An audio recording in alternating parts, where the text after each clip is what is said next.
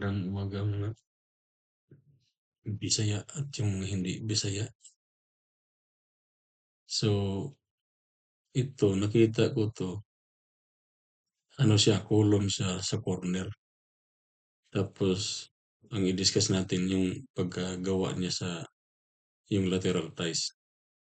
So, kung tingnan natin, yung column niya is 'pag gano'n, nasa corner kasi siya. Halimbawa, ito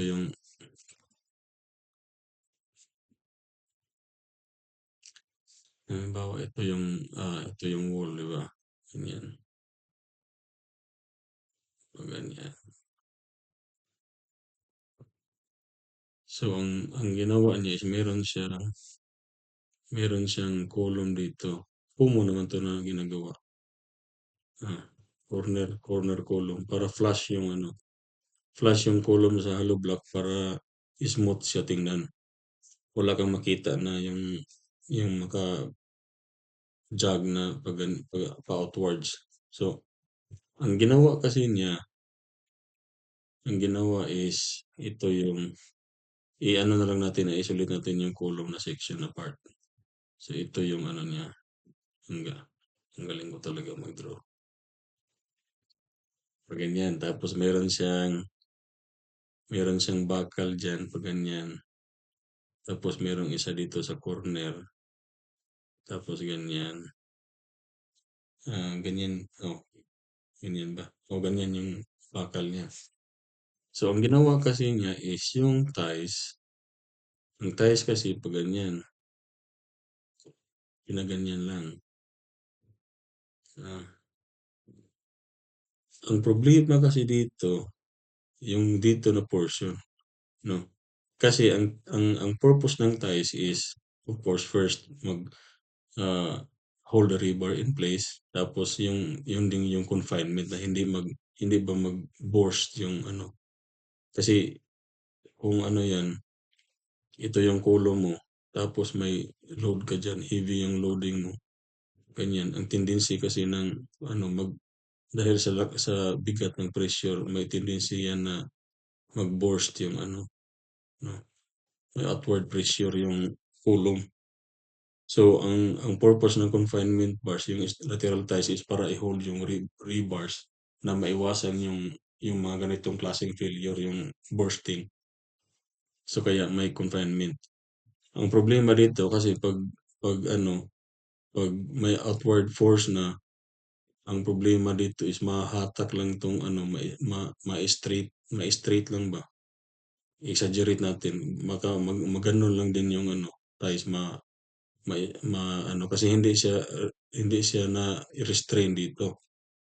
So, pag ganito na sitwasyon, ang mas maganda is ganito ang gagawin mo.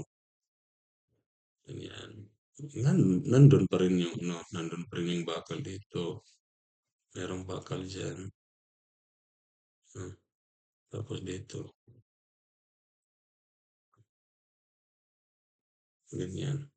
Ang ang puwedeng ang magandang gawin diyan is dalawa yung ties mo. I-separate mo yung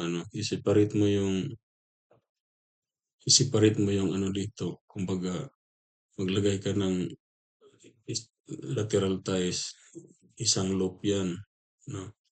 Isang loop. Tapos dito, isang loop din 'to, ganyan.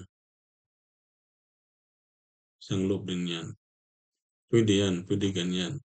Now, ang kailangan mo na lang gawin is lagyan mo ng ito, kahit wala 'yan diyan, puwede 'yan, puwede wala 'yan, ilipat mo 'yan dito. Tapos lagyan mo ng isa dito, ganyan. Kung ang kailangan ng bakal is halimbawa ito lang ilan ba yung bakal niya?